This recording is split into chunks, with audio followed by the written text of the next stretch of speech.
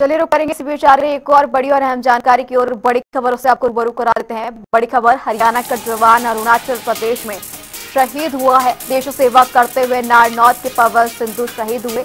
ये बेहद ही दुखद खबर। पेट्रोलिंग के दौरान ऊंची पहाड़ी से पवन सिंधु के गिरने से मौत हुई है। 13 राजपूताना राइफल्स में उनकी नियुक्ति थी।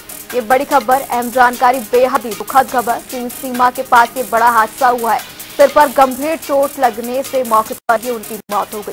सेना आज लाएगी उनका पार्थिव शरीर। खंडा खेड़ी गांव में पहुंचाया जाएगा। वहीं शाम 4 बजे राजकीय सम्मान के साथ उन्हें अंतिम विदाई दी जाएगी। बता दें कि पवन सिंधु साल 2003 से ही सेना में भर्ती रहे और हरियाणा के जवान हैं, जिनका कि यहाँ पर अरुणाचल प्रदेश में हादसे के दौरान निधन हो गया। पेट्रोलिंग के दौरान ये पूरा हादसा हुआ। ऊंची पहाड़ से पवन सिंधु नीचे गिरे।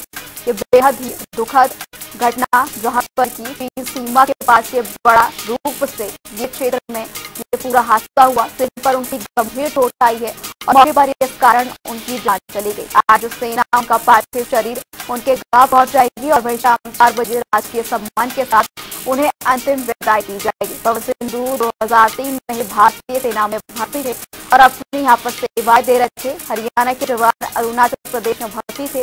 इस दौरान एक बेहद ही दुखद घटना होती है, जिन पर की पेट्रोलिंग के दौरान वो उस पहाड़ से गिर जाते हैं। चोट लगने के कारण उनकी मौके पर ही मौत हो गई। 13 राजपूताना राइफल्स में उनकी तैनाती थी, वहीं सेवा दे रहे थे।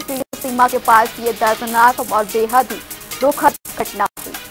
सेना वहीं आज उनके पार्थिव शरीर को खांडा खेड़ी गांव लेकर पहुंचेगी और शाम 4 बजे राजकीय सम्मान के साथ उन्हें अंतिम विदाई दी जाएगी और उनका अंतिम संस्कार किया जाएगा। नारनौल की ये खबर, जहां हरियाणा के जवान की अरुणाचल प्रदेश में निधन हो गया। इसी खबर पर ज्यादा जानकारी के लिए सुनील मार नारनौल से हमारे साथ जुड़ चुके हैं। सुनील, ये बेहद ही दुखद घटना जहां पर कि हमने अपने एक जवान यहाँ पर जवान को खो दिया, ये पूरा हादसा, क्या कुछ जानकारी सामने आ रही है? मैं बताना चाहूंगा कि खांडा खेड़ी के पवन सिंधु का बचपन से ही शौक था कि वो फौज में भर्ती होकर देश की सेवा करे और उन्होंने जैसे ही गाँव की सरकारी स्कूल से 10वीं कक्षा पास की और 2003 में वो फौज में भर्ती हो गए थे और उसके बाद में 2006 में उनकी शादी रीतू के साथ हुई, जो कि मोहल्ला गाँव से है। तो बड़ी अच्छी तरीके से अपनी सर्विस कर रहे थे। अभी उनकी हाल ही में पोस्टिंग अरुणाचल प्रदेश में थी और एक पहाड़ी पे उनकी पोस्टिंग थी। वहाँ पे पेट्रोलिंग की ड्यूटी लगती है अलग अलग तरीके से। तो जैसे पेट्रोलिंग के आखिरी दिन था तो उस पेट्रोलिंग करने के बाद में जब वो वापस पहाड़ी से नीचे उतर रहे थे तो उनका पाँव फिसल गया और पाँव फिसलने से वो काफी गहराई में नीचे जा गिरे और एक पत्थर के से उनका सिर टकरा गया और सिर टकराने के से चोट बहुत गहरी हो गई और इस वजह से और देश के लिए बलिदान हो गई। उनका जो शव पार्थिव शरीर है, उनके शव का अंतिम पोस्टमार्टम परसों हुआ है।